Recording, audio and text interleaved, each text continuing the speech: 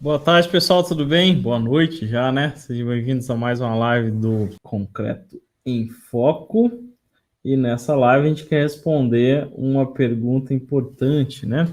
Que é quais são as diferenças de quem projeta sem medo e com medo. Se você não me conhece ainda, eu sou o professor Rangel Lage, e nessa série, que é Concreto em Foco, Concreto Armado em Foco, nós estamos discutindo pontos importantes sobre projetos estruturais em concreto armado, tá? E essa é uma das perguntas que sempre me enviam, né? A questão do medo de projetar. Por que é tão importante não ter medo de projetar? Por que as pessoas têm medo? A Tatiana aqui, ó, sou do time dos medrosos. Mas alguém tem medo de fazer projeto? De começar, ou de fazer o seu próximo, ou de pegar o projeto, ou de conversar com o cliente, né? E que o medo... nós temos diversos tipos de medo, né? Mas que esse medo especificamente ele te trava, esse medo te impede de seguir um pouquinho mais, esse medo te impede às vezes até de começar. Boa noite, Brendo. Galera chegando aqui. Quem é a galera do medo aí? Quem tem medo de projeto? Fala para mim. Ou não, eu sou super seguro. Paulo aqui, boa noite com a gente no YouTube também. Então, se você tem medo de projetar ou se já teve essa live para a gente bater um papo sobre isso, tá? Por que a gente tem... Primeira coisa, a primeira pergunta que me passaram é por que é importante não ter medo na hora de projetar? Aqui o Pedro. Primeira coisa que eu queria perguntar é por que a gente tem medo de projetar? E se realmente é bom não ter medo nenhum? Nós temos alguns tipos de medo, né? Ó, não tenho segurança. Então, esse é um dos tipos de medo que o Bruno está comentando aqui. Eu tenho uma filhinha de 4 anos e criança, se não tiver medo nenhum, quando é muito novinha, não tem medo. Não é porque não tem noção do perigo. Então, quando chega num degrau, por exemplo, se você não correr lá e socorrer, fala, não vai nesse degrau, ela vai, cai e se machuca, enfim. Porque é um medo da falta de noção do perigo. E esse medo, ele deve existir, ele desenvolve com o tempo, não é isso? Então, a gente tem juízo, o medo que te dá juízo. Esse medo é bom, esse medo ele tem que existir sempre. Boa noite, Andréia. Aquele medo que te dá um alerta. Fala, olha, alguma coisa pode estar errada. Assim como a dor, né? Imagina pessoas, inclusive é uma doença, pessoas que não têm dor nenhuma, que não sentem dor. Porque a dor é um alerta que tem algo errado. Assim como a febre, então. São sintomas de algo errado. O medo, às vezes, ele é produtivo, ele é bom no sentido de alerta. Tá? Mas tem outro medo que é aquele medo que te impede de fazer algo, sempre. Então, por exemplo, não sei se alguém gosta de crossfit ou de correr, por exemplo. Eu gosto de corrida de rua. Eu gosto de corrida de rua. Corrida de rua não tem risco nenhum. Às vezes tem risco de ser atropelado. Às vezes você tem risco de, por mais segurança que você tenha naquele processo, às vezes você tem risco de lesionar. Às vezes tem risco de ser roubado. Enfim, tem vários riscos envolvidos. E a gente conhece isso, nem por isso a gente deixa de fazer. Andar de carro não é uma atividade segura, concorda? Por melhor carro que você tenha, ela tem um risco inerente ao processo, né? Muito mais pessoas que morrem de acidente de carro do que de muitas outras coisas. Mas a gente controla esse risco, conhecendo o risco, né? Então, se eu andar muito rápido nessa via, a velocidade máxima é 60 e ela é esse valor máximo por questão de segurança, e se eu começar a resolver trafegar nela a 120 por hora, porque eu já conheço a via, eu muito provavelmente vou causar um acidente. Tá? Então, é inerente do processo esse tipo de erro, a gente precisa conhecer esse tipo de medo. Agora, aquele que te impede de andar de carro.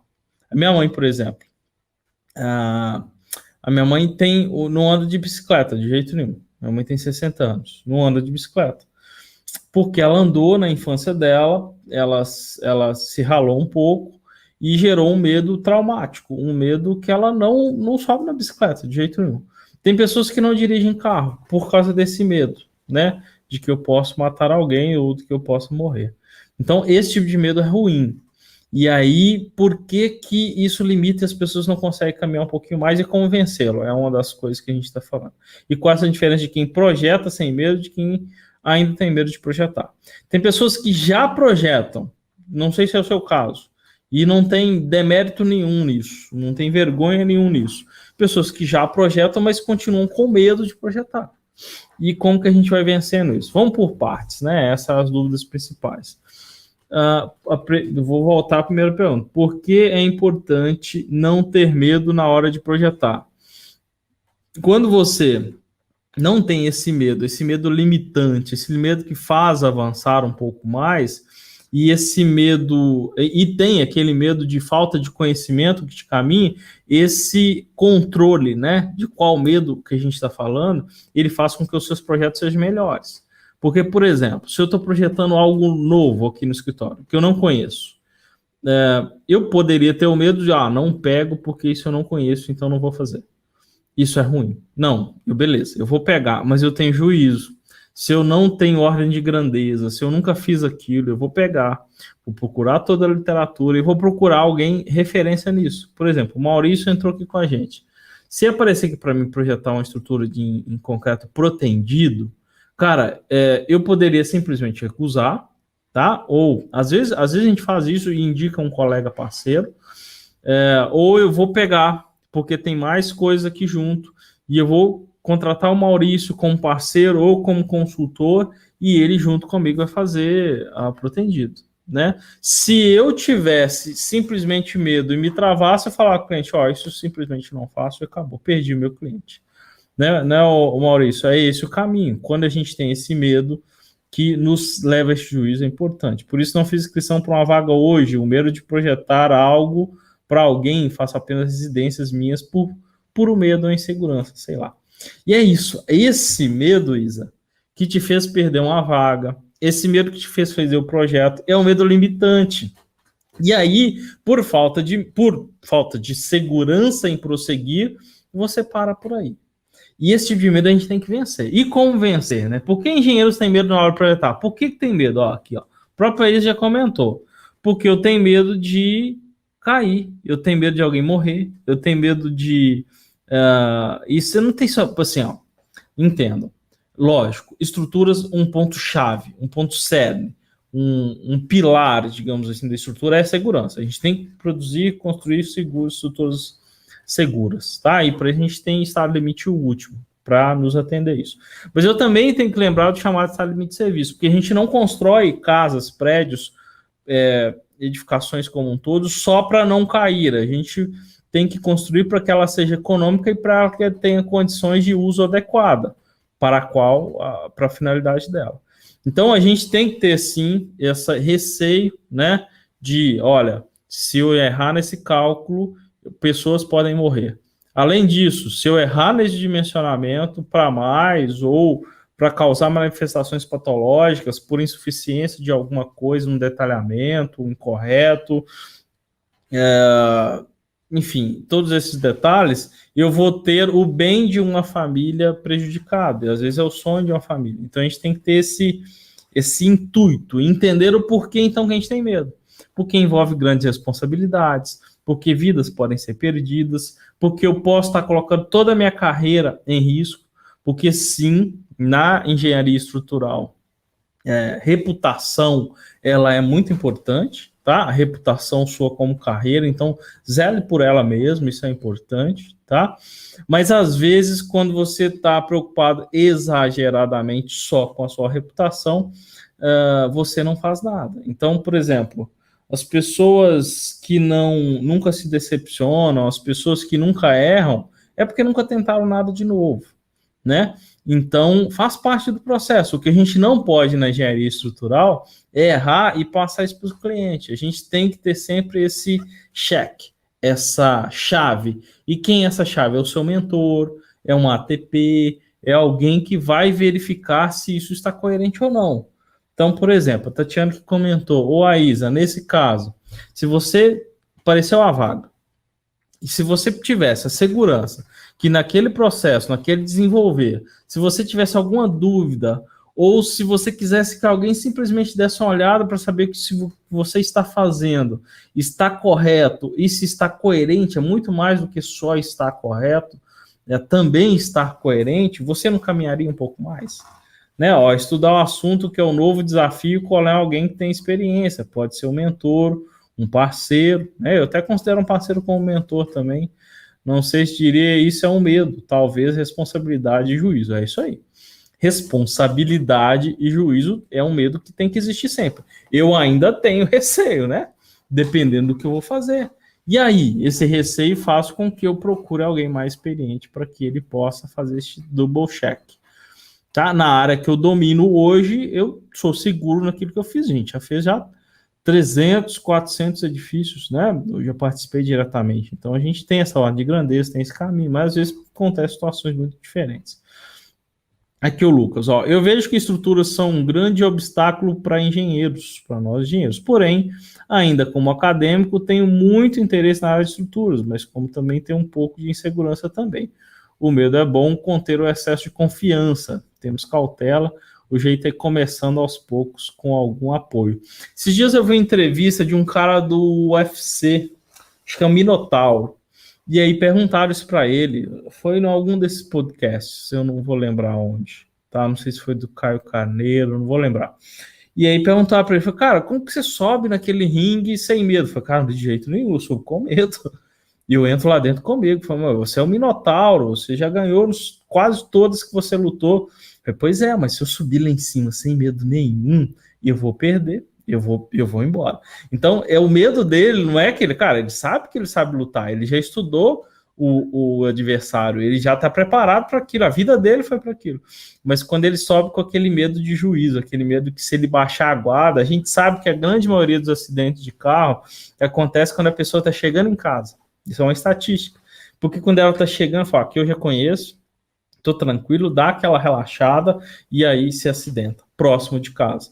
Então, esse medo do alerta, ele é importante, mas não é desse que eu estou querendo falar. Estou falando daquele que faz com que as pessoas simplesmente esqueçam da área de estruturas, porque, cara, porque tem medo, a gente está comentando isso, né? Porque tem muita responsabilidade envolvida, e aí eu não quero errar, nisso eu não posso errar. E realmente, calculista não pode errar, porque se ele errar, ele pode trazer grandes prejuízos e pessoas morrendo, né?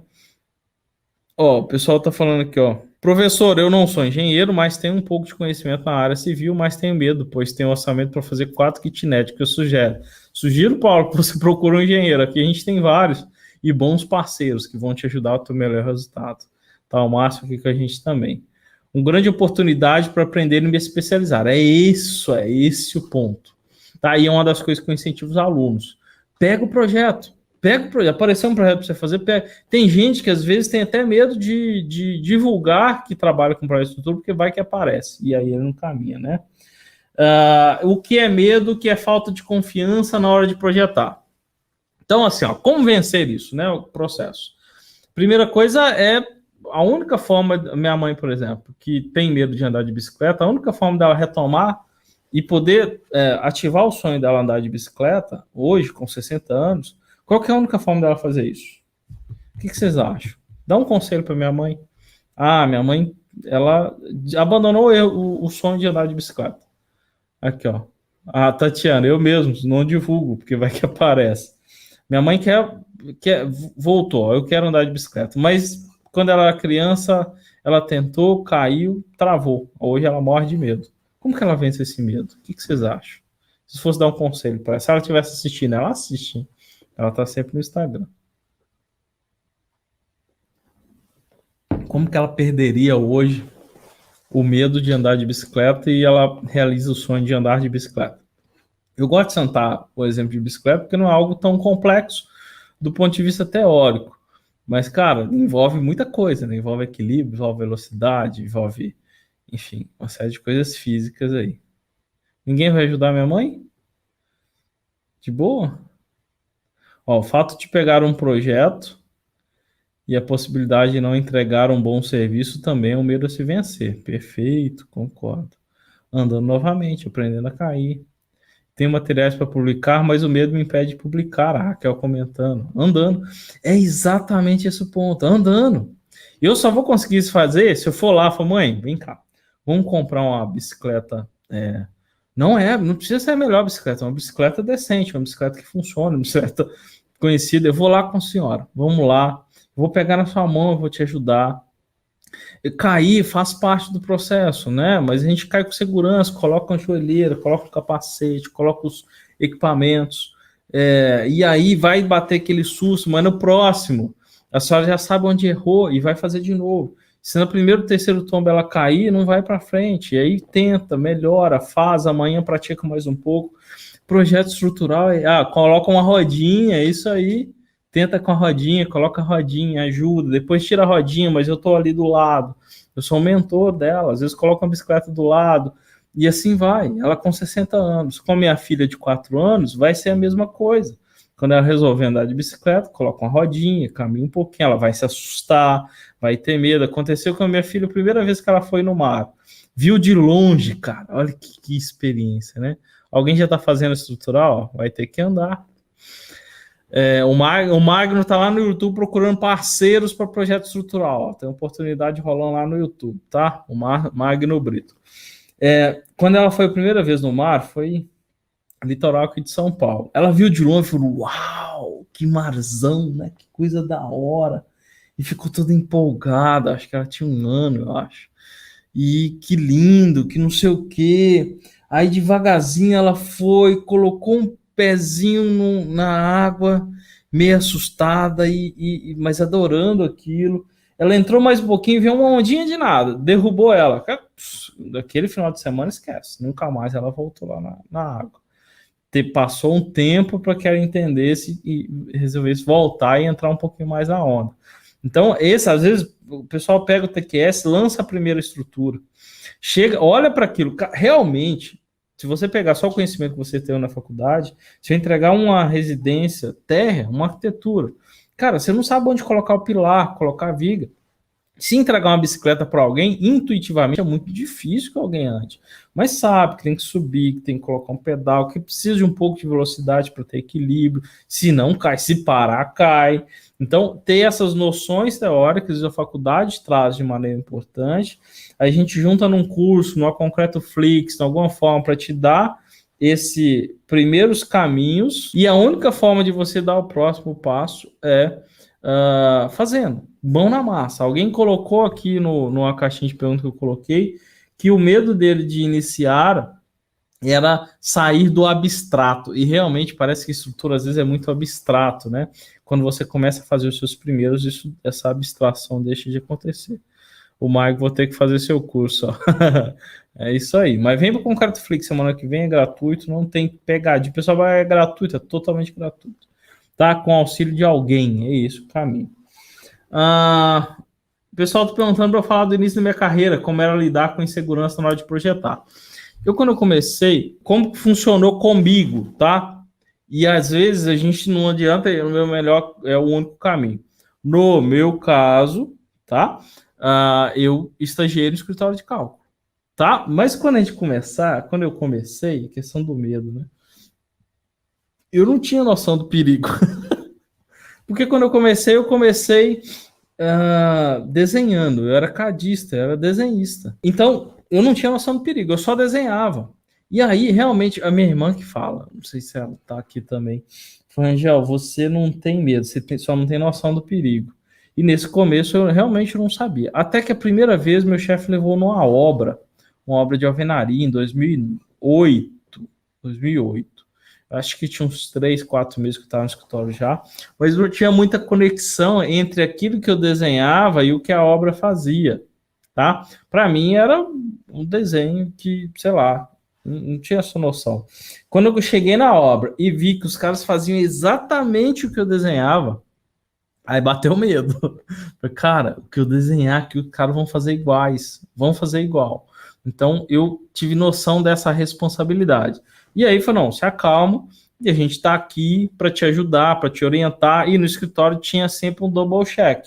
Então, eu fazia antes de ir para... Porque o projeto tem fases, né? O projeto tem a fase de estudo preliminar, que é onde a gente faz a primeira concepção, faz a localização de pilares e vigas, faz essa interferência com a arquitetura e analisa como isso pode caminhar, né? E aí, próxima fase é o projeto pré-executivo, com isso aprovado no pré-executivo, a gente ainda não detalha as armaduras, enfim, mas faz um detalhamento mais refinado das formas, das cargas, das fundações, tá? Até que então ele vá para o projeto executivo.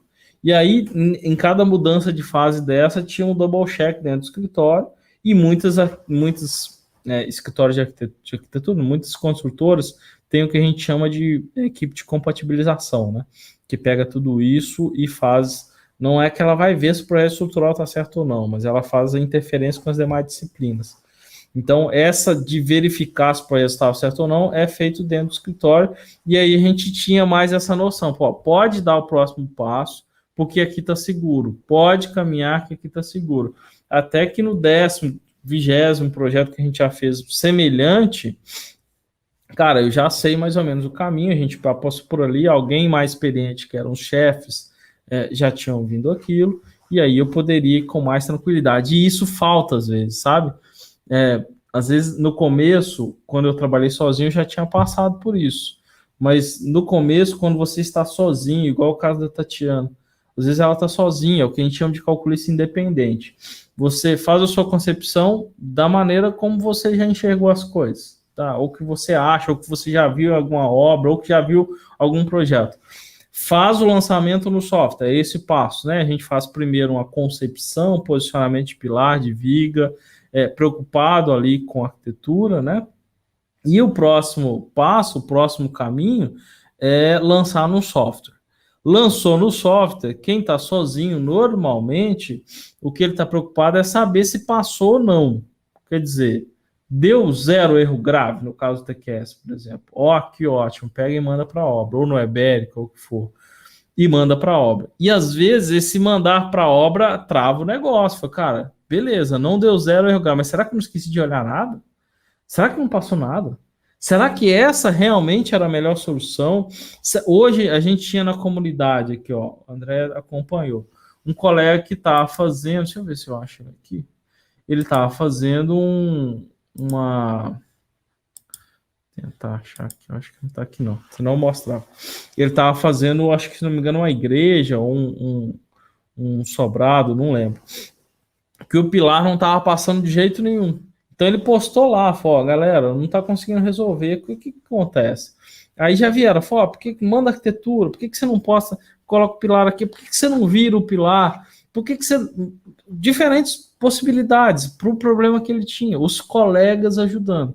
E aí eu comentei, falei, cara, isso aqui você só tem 2 caminhos. Ou a arquitetura deixa colocar uma viga aqui, o que não vai deixar, porque é um pé direito duplo, ou você gira esse pilar, precisa ver essa interferência, ou você engorda um pouquinho o seu pilar, porque o pilar não estava passando por questão de esbeltez, né? E às vezes sozinho é difícil enxergar isso, principalmente no começo.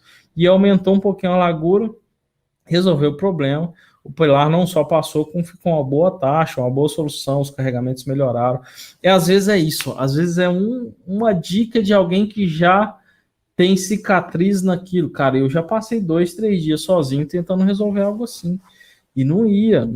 Por quê? No começo, eu já comentei, no começo, as formas da gente fazer concepção é por tentativa e erro. Tenta, muda. E aí, o que acontece? Puxa, cara, mas intuitivamente, e esse intuitivo gasta muito tempo, muito caminho, e às vezes o cliente não tem tanto tempo para esperar você buscar diferentes soluções para entregar aquele projeto. Então, é esse um dos pontos, né, enquanto eu pedi. Essas dicas eu aprendi na faculdade, me ajudam muito. Isso é importante.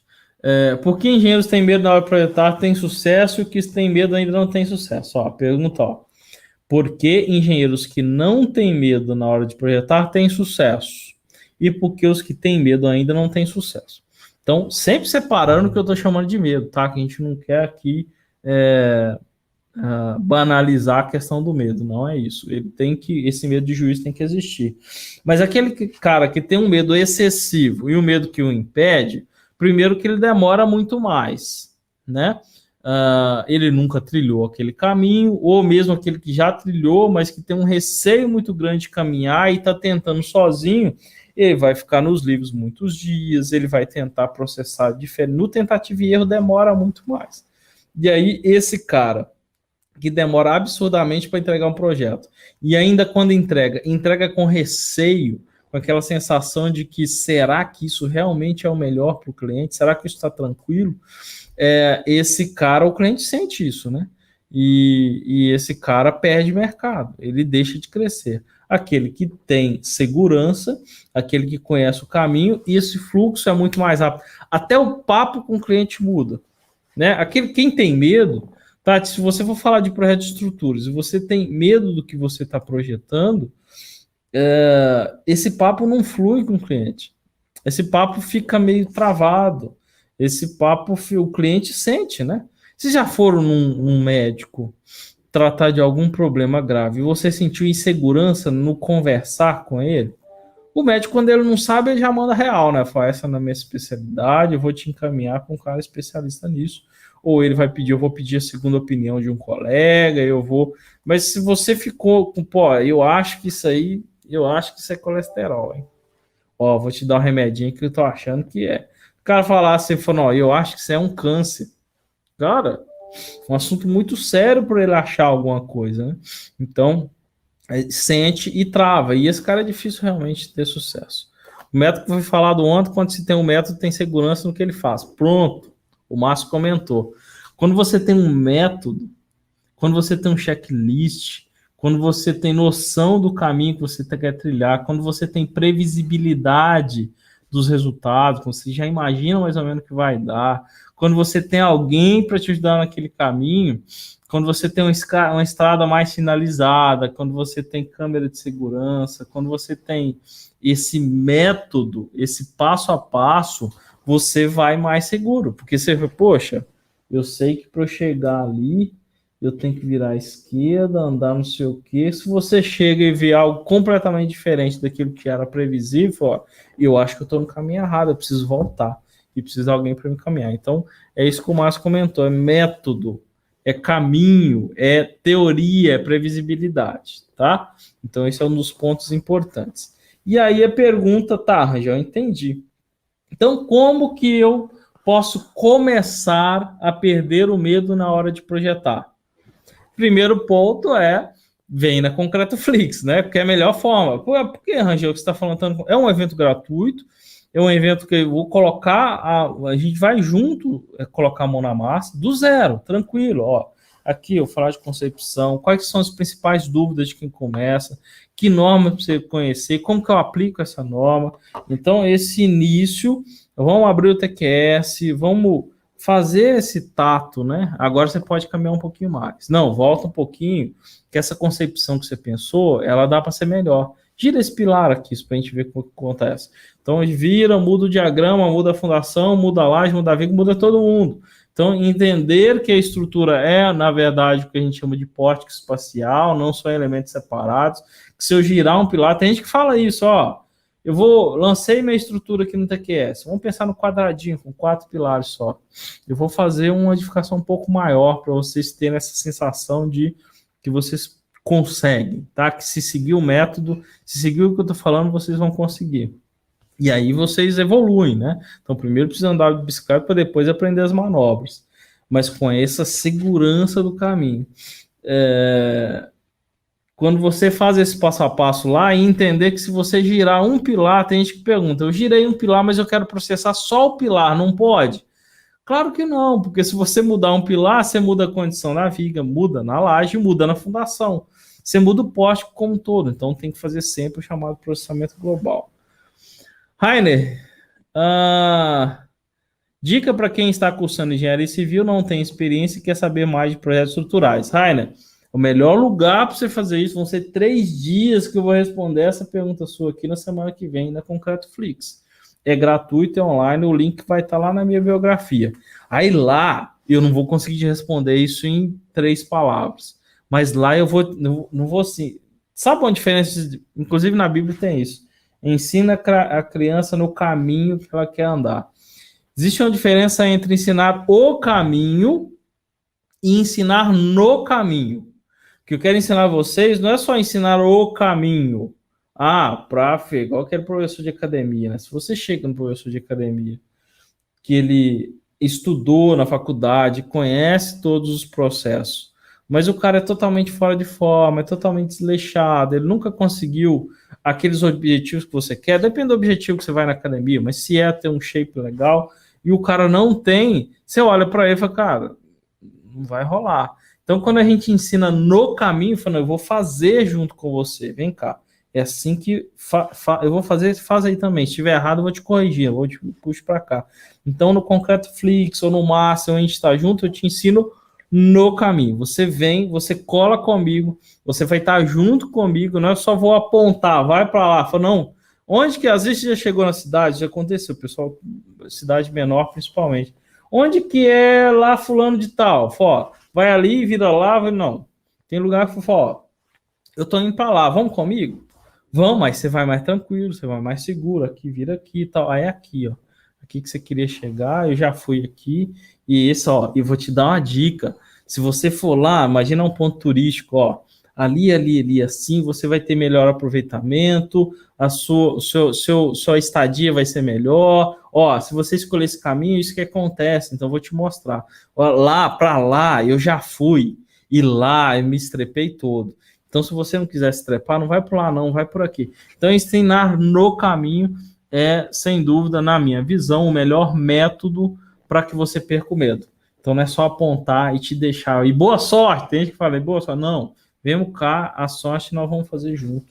E instrutores não podem ter sorte, né? Instrutores têm que ter conta, tem que ter previsibilidade, tem que ter segurança. Tá bom? Pessoal, é isso. Espero ter ajudado nesse processo do porquê o medo tem que ser melhor equalizado e como equalizar. Um abraço a todos e vejo vocês amanhã.